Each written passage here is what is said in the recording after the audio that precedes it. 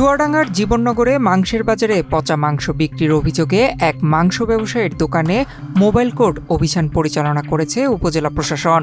অভিযানে আরজালি নামের এক ব্যবসায়ীর মাংসের দোকান সিলগালা করে দেওয়া হয় এবং দোকানে থাকা পচা মাংস জনসম্মুখে নষ্ট করা হয়। ৭ মে বৃহস্পতিবার দুপুরে জীবননগর উপজেলা নির্বাহী কর্মকর্তা ও এক্সিকিউটিভ ম্যাজিস্ট্রেট মোহাম্মদ আশরাফুল আলম রাসেলের নেতৃত্বে এই অভিযান পরিচালিত হয়। অভিযুক্ত ব্যবসায়ী আরজালি জীবননগর পৌর এলাকার জানু সাহার ছেলে। অভিযানের খবর পেয়ে সে দোকান থেকে পালিয়ে যায়।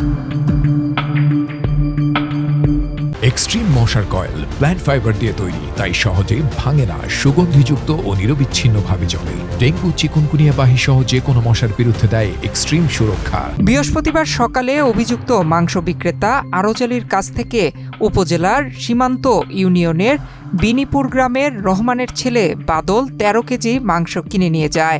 বাড়িতে নিয়ে যাওয়ার পরে মাংস পচা দেখে ফেরত নিয়ে আসে। এতে মাংস বিক্রেতা আরজালি ক্ষিপ্ত হয়ে বাদল ও তার স্ত্রী রেশমা খাতুনকে অকথ্য ভাষায় গালাগালি করে ও মারধরের চেষ্টা করে।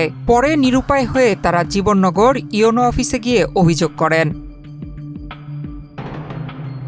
ইওনো আশরাফুল আলম রাসেল জানান, অভিযোগের পরিপ্রেক্ষিতে মাংসের দোকানে মোবাইল কোর্ট অভিযান চালানো হয়। অভিযানের পূর্বেই ব্যবসায়ী সেখান থেকে পালিয়ে যায়। পচা মাংস বিক্রির সত্যতা প্রমাণ পাওয়া যাওয়ায় মাংস বিক্রির দোকান সিলগালা করে দেওয়া হয়েছে এবং অবশিষ্ট পচা মাংস নষ্ট করে দেওয়া হয়েছে।